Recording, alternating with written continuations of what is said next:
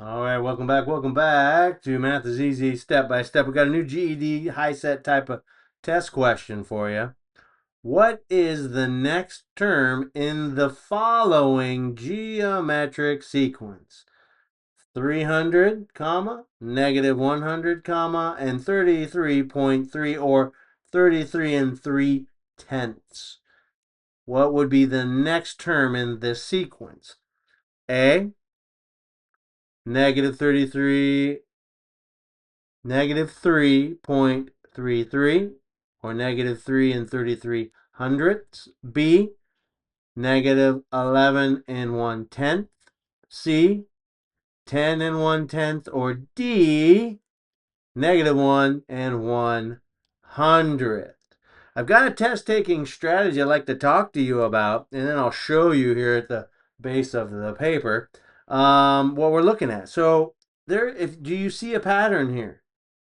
It's going to help you to eliminate one of these options. I have a positive value, negative value, positive value. What will this value be in the pattern? Most likely it'll be just like you see here, positive, negative, positive, negative. So take a look here.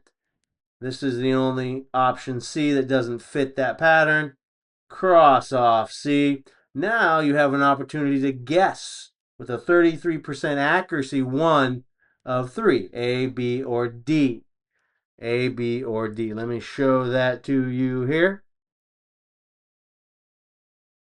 So again, this is one of the test taking strategies. When you're taking these multiple choice options, you have term 1 is positive, term 2 is negative, term 3,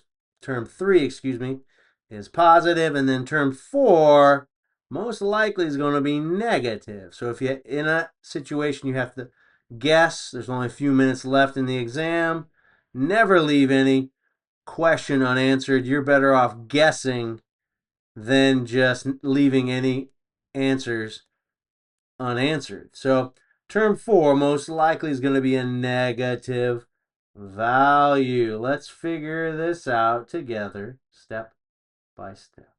So let's take a look at these terms. Term 1 is 300. Term 2 is a negative 100. Term 3 is 33.3. What is the value of term 4? That is the question. What is the next term in the sequence?